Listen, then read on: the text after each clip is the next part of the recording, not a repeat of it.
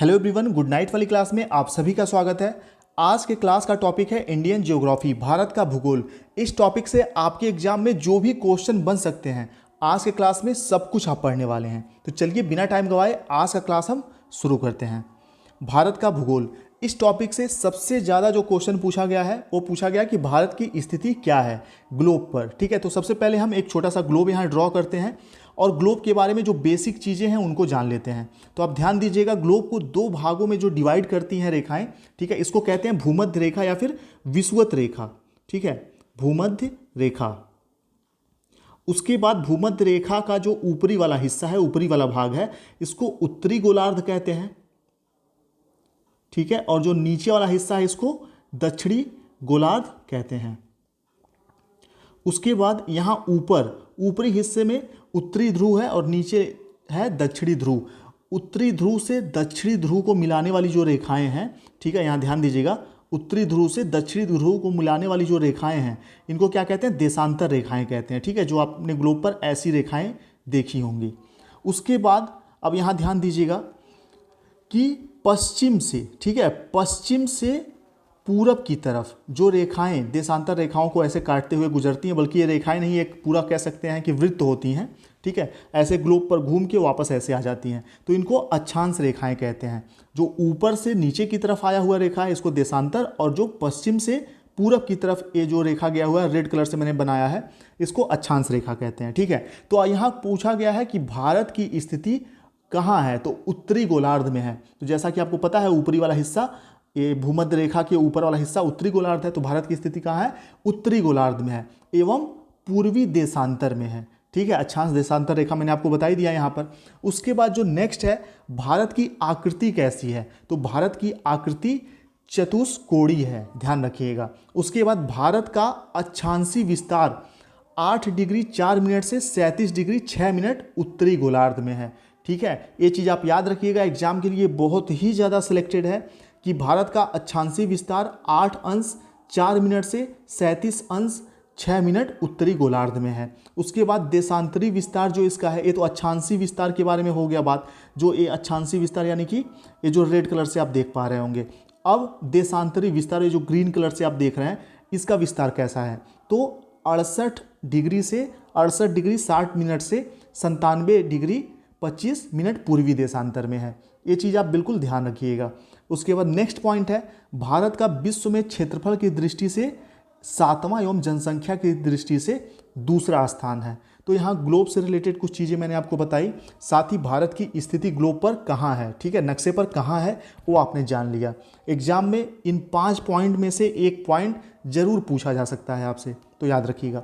अब आगे बढ़ते हैं, उम्मीद करते हैं चीज़ें आपको समझ में आ गई होंगी। और अक्षांश देशांतर रेखाएं अगर आपको समझ में नहीं आती तो नीचे डिस्क्रिप्शन में एक लिंक है वीडियो का, बहुत ही आसान भाषा में मैंने एक्सप्लेन किया है, वहां जाकर आप देख सकते हो वीडियो। ठीक है, अभी आज का वीडियो कंटिन्यू करते हैं। अब देखिए, विश्व में स्थान क्षेत्रफल के अनुसार और जनसंख्या के अनुसार एक क्वेश्चन यहाँ से बनता है। तो प्रथम जो स्थान है क्षेत्रफल के अनुसार वो है रसिया का, रूस का, और जनसंख्या के अनुसार प्रथम स्थान है चाइना का। ठीक है, अब सेकेंड पोजीशन पर क्षेत्रफल के अनुसार कनाडा है और जनसंख्या के आधार पर भारत है, यानी कि भारत जनसंख्या के आधार पर दूसरा सबसे बड़ा देश है। ठीक है, उसके बाद थर्ड नंबर पे है क्षेत्रफल की दृष्टि से चाइना, और भारत क्षेत्रफल की दृष्टि से कितवें नंबर पर है? 7वें नंबर पर है, आपको ध्यान रखना है। ठीक है, 7th पोजीशन पर है, और जनसंख्या के आधार पर सेकेंड पोजीशन पर है। तो यहाँ क्वेश्चन ज़्यादातर यही बने हुए हैं, भारत जनसंख्या के अनुसार किस जगह पे है और क्षेत्रफल के अनुसार। लेकिन अगर थोड़ा सा कह सकते हैं हार्ड पेपर अगर कभी कभी आता है, डिफ़िकल्ट आता है पेपर, तो यहाँ पर पूछ लिया जाता है कि भारत के बाद किस देश का क्षेत्रफल के अनुसार अगला नंबर आता है। तो भारत के बाद आता है अर्जेंटीना का, ध्यान रखना है। और जनसंख्या के आधार पर भारत के बाद कौन आता है? यूएसए आता है। ठीक है, ये चीज़ नोट कर लीजिएगा, यही इंपॉर्टेंट है। चलिए अब आगे बढ़ते हैं। एक एक पेज पे आपको वो चीज़ें मैं बता रहा हूँ जहाँ से क्वेश्चन 100% बनते ही बनते हैं। ठीक है, और वीडियो आपको अगर थोड़ा सा यूजफुल लग रहा हो तो अभी सभी लोग लाइक कर दीजिए, रिक्वेस्ट है आप सभी लोगों से। चलिए अब है भारत का कुल क्षेत्रफल। ठीक है, ध्यान से देखिएगा, भारत का कुल क्षेत्रफल कितना है, इंपॉर्टेंट है। उसके बाद विश्व का क्षेत्रफल का, भारत का जो क्षेत्रफल है कितना % है, ये सब चीज़ भी पूछता है। तो यहाँ नोट कर सकते हैं आप। भारत का कुल क्षेत्रफल 32,87,263 वर्ग किलोमीटर है, जो कि विश्व के कुल क्षेत्रफल का 2.42% है। चलिए नेक्स्ट है, भारत में विश्व की कुल जनसंख्या का 17.5% हिस्सा निवास करता है। आपको ध्यान रखना है, एग्जाम में आया हुआ भी है। यहाँ जो दूसरा पॉइंट है कई बार एग्जाम में पूछा जा चुका है। नेक्स्ट पॉइंट है उत्तर से दक्षिण विस्तार, ठीक है, उत्तर से दक्षिण विस्तार 3214 किलोमीटर का है और पूरब से पश्चिम का विस्तार 2933 किलोमीटर का है। भारत की बात हो रही है यहाँ पे। उसके बाद नेक्स्ट पॉइंट है, भारत का सबसे पूर्वी बिंदु कौन सा है, एग्जाम में आता है तो अरुणाचल प्रदेश में वलांगू जो है किविथू, ये क्या है, सबसे पूर्वी बिंदु है भारत का। और सबसे पश्चिमी बिंदु गुजरात में सकरी कच्छ जिला है, ध्यान रखिएगा। सबसे उत्तरी बिंदु इंदिरा काल है, ये सभी जानते हैं, एग्जाम में कई बार आया है, जो कि केंद्र शासित प्रदेश लेह में स्थित है। नेक्स्ट है सबसे दक्षिणतम बिंदु इंदिरा पॉइंट है, ठीक है, यहाँ इंदिरा कॉल है, ये इंदिरा पॉइंट है। ये चीज़ आपको ध्यान रखना है कि दक्षिणतम बिंदु इंदिरा पॉइंट है और उत्तरी जो बिंदु है वो इंदिरा कॉल है। तो यहाँ पे कॉल और पॉइंट, इस चीज़ का ध्यान रखिएगा, कन्फ्यूज मत होइएगा इस चीज़ में। इंदिरा पॉइंट को पहले पिग्मेलियन पॉइंट और पार्सन्स पॉइंट के नाम से जाना जाता था। एग्जाम में ये भी आया हुआ है, इसलिए शामिल किया गया है इस क्लास में। इंदिरा पॉइंट निकोबार द्वीप समूह में स्थित है। इसकी भूमध्य रेखा से दूरी 876 किलोमीटर है, ध्यान रखना है आपको। तो ये सभी पॉइंट काफ़ी इंपॉर्टेंट है, उम्मीद करते हैं आपने नोट कर लिया होगा। चलिए अब आगे बढ़ते हैं। DSSB में ये वाला क्वेश्चन आया हुआ है, ध्यान से देखिए। प्रायद्वीपीय भारत का सबसे दक्षिणी भाग तमिलनाडु में केप कोमोरियन कन्याकुमारी में स्थित है, ठीक है, प्रायद्वीपीय भारत का ध्यान रखिएगा। नेक्स्ट है भारत की स्थल सीमा की लंबाई 15,200 किलोमीटर है, स्थल सीमा की लंबाई। तटीय भाग की लंबाई 7,516 किलोमीटर द्वीप समूह को मिलाकर, ठीक है। केवल भारतीय प्रायद्वीप की तटीय सीमा 6100 किलोमीटर है। नेक्स्ट देखते हैं, भारतीय मानक समय रेखा 82 अंश से 30 मिनट पूर्वी देशांतर पर है। मानक समय रेखा 5 राज्यों से होकर गुजरती है, ठीक है। उत्तर प्रदेश, मिर्जापुर, छत्तीसगढ़, मध्य प्रदेश, आंध्र प्रदेश और उड़ीसा। एग्जाम में क्वेश्चन आ सकता है कि मानक समय रेखा भारत के कितने राज्यों से होकर गुजरती है, ठीक है, तो 5 राज्यों से होकर गुजरती है। 5 राज्यों का नाम आप नोट कर लीजिए, उत्तर प्रदेश, छत्तीसगढ़, मध्य प्रदेश, आंध्र प्रदेश और उड़ीसा। और इस चीज़ का मैं आप सभी लोगों को विश्वास दिलाता हूं, अगर आप शिक्षक भर्ती परीक्षा की तैयारी कर रहे हैं या इससे रिलेटेड और भी किसी परीक्षा की तैयारी कर रहे हैं, तो इससे बाहर एक सिंगल क्वेश्चन नहीं आएगा। और ये जो चीज़ें आप पढ़ रहे हैं बहुत ही सेलेक्टेड चीज़ें पढ़ रहे हैं। ये सभी चीज़ें पेड क्लास में बहुत सारे चैनल वाले पढ़ाते हैं, लेकिन यहाँ आपको बिल्कुल कोई पैसा नहीं देना, कोई फीस नहीं देनी। तो इसलिए इस चीज़ का ज़्यादा से ज़्यादा आप उपयोग करिए, ठीक है, अच्छे से आप इस चीज़ को नोट करिए ताकि ये एग्ज़ाम के समय आपके काम आ सके।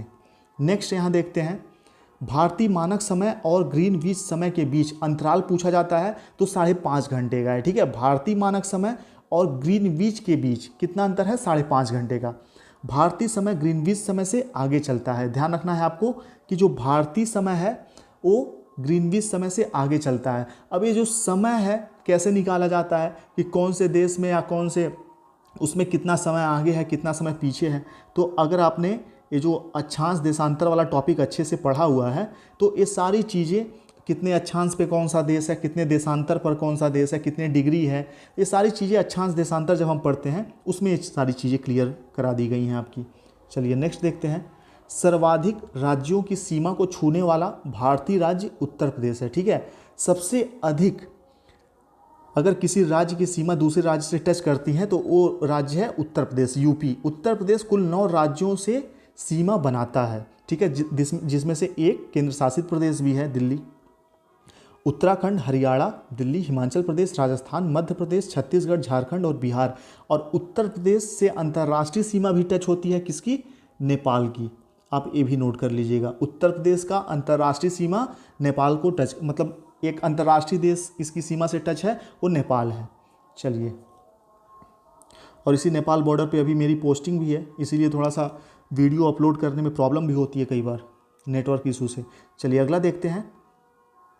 नेक्स्ट पॉइंट यहाँ बहुत इंपॉर्टेंट है, भारत के कुल 9 राज्य और 4 केंद्र शासित प्रदेश समुद्री तट से लगे हुए हैं। एग्जाम में आया हुआ क्वेश्चन है, ठीक है, कि भारत के कितने राज्य समुद्री तट से लगे हुए हैं। अगर आपसे सिर्फ ये पूछेगा कितने राज्य समुद्री तट से लगे हुए हैं, और टोटल यहाँ पर मान लीजिए 13 दिया हुआ है ऑप्शन में, ठीक है, 9 और 4 नहीं है तो आप 13 सही करेंगे। अगर 13 ऑप्शन में नहीं है, सिर्फ 9 है ऑप्शन में, तो सिर्फ 9 सही हो जाएगा।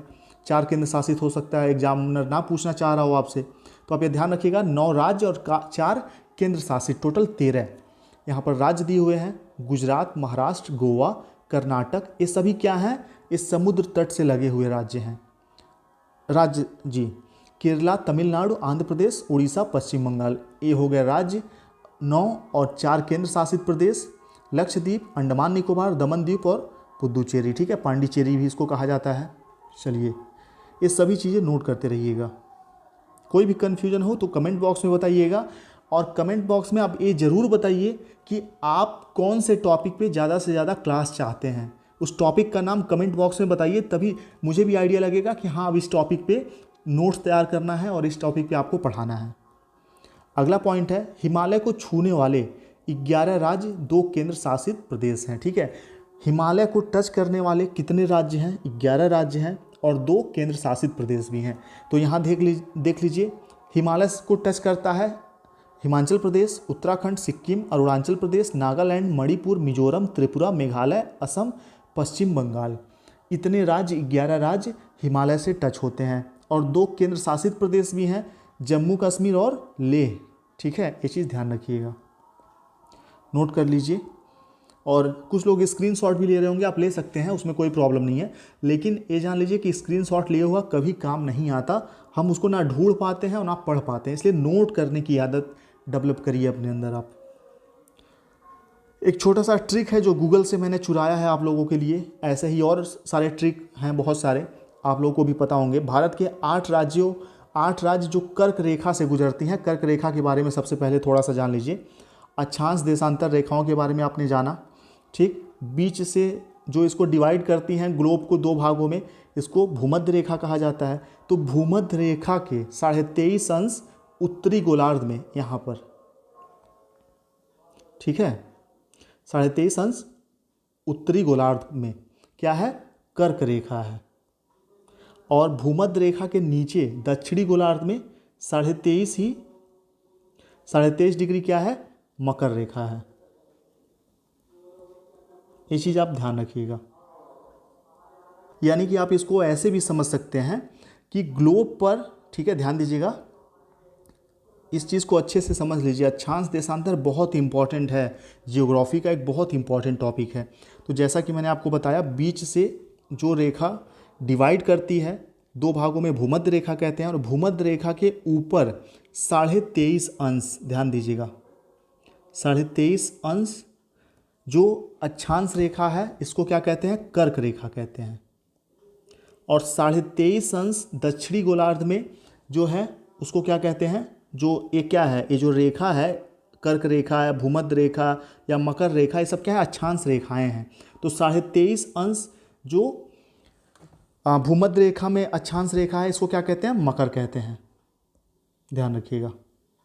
चलिए, तो यहाँ पूछ रहा है कि भारत के 8 राज्यों से होकर कर्क रेखा गुजरती है। जो कर्क रेखा है ये भारत के 8 राज्यों से होकर गुजरती है, जिसको हम याद कर सकते हैं, मित्र पर गमछा झार, मी से हो जाएगा मिजोरम, त्र से त्रिपुरा, प से पश्चिम बंगाल, र से राजस्थान, ग से गुजरात, म से मध्य प्रदेश, छा से छत्तीसगढ़ और झार से झारखंड हो जाएगा, ठीक है। मित्र पर गमछा झार, एक गूगल से चुराया हुआ एक ट्रिक है। ऐसे बहुत सारे ट्रिक यूजफुल होते हैं जो कोशिश करूंगा कि नेक्स्ट वीडियो में मैं इंक्लूड करूं, ठीक है, जब MCQ कराए जाएंगे इस टॉपिक से रिलेटेड। चलिए, तो ये राज्य हैं, आप इस तरीके से याद रख सकते हैं। नेक्स्ट देखते हैं, भारत का सर्वाधिक नगरीकृत राज्य कौन सा है, गोवा है। सबसे कम नगरीकृत राज्य हिमाचल प्रदेश है। भारत का मध्य प्रदेश सबसे अधिक वन वाला राज्य है, ध्यान रखिएगा, मोस्ट इंपॉर्टेंट है, मोस्ट इंपॉर्टेंट है, वैसे तो पूरा क्लास ही इंपॉर्टेंट है। नेक्स्ट है, भारत का हरियाणा सबसे कम वन वाला राज्य है। भारत का मैसिनराम मेघालय में जो है वो सबसे अधिक वर्षा होती है, ठीक है, वहाँ पे। भारत के केंद्र शासित प्रदेश लेह में सबसे कम वर्षा होती है। अरावली पर्वत सबसे प्राचीन पर्वत श्रृंखला है और हिमालय पर्वत सबसे नवीन पर्वत श्रृंखला है। ये भी एग्जाम में आ चुके हैं सारे पॉइंट्स, ज्योग्राफी से। अब देखिए यहाँ से एमसीक्यू शुरू हो जाता है और आज का क्लास तो लगभग 15 मिनट का हो गया है। बहुत लंबा वीडियो बनाने में मुझे कोई प्रॉब्लम नहीं है, 15 मिनट का वीडियो है, 15-20 मिनट और बढ़ाया जा सकता है। लेकिन यहाँ पर नेटवर्क इतना ज़्यादा प्रॉब्लम करता है कि छत पर खड़े होकर 1-1.5 घंटे वेट करना पड़ता है 15 मिनट के वीडियो को अपलोड करने के लिए। इसलिए माफ़ी चाहूँगा, बहुत ही जल्द मैं अपने जब घर के आसपास हो जाऊंगा, वहाँ ब्रॉडबैंड वगैरह का सुविधा है, तो लाइव क्लास भी होगा और बहुत अच्छे अच्छे बड़े बड़े वीडियोज़ भी अपलोड किए जाएंगे आप लोगों के लिए। कोई भी सुझाव हो तो कमेंट बॉक्स में आप मुझे बता सकते हैं, मैं ज़रूर उसका रिप्लाई करूंगा और ज़रूर उस पर ध्यान दूंगा। तो कमेंट बॉक्स में ज़रूर अपना सुझाव दीजिए। नेक्स्ट वीडियो में एमसीक्यू कर लेंगे, लगभग 70 एमसीक्यू हैं इंडियन ज्योग्राफी से, ठीक है। और ये एमसीक्यू वाला पार्ट मिलाकर और आज जो आपने थ्योरी वाला पार्ट पढ़ा, इंडियन ज्योग्राफी से जो भी क्वेश्चन आएगा यहीं से आएगा। चलिए मिलते हैं नेक्स्ट वीडियो में। Thank you.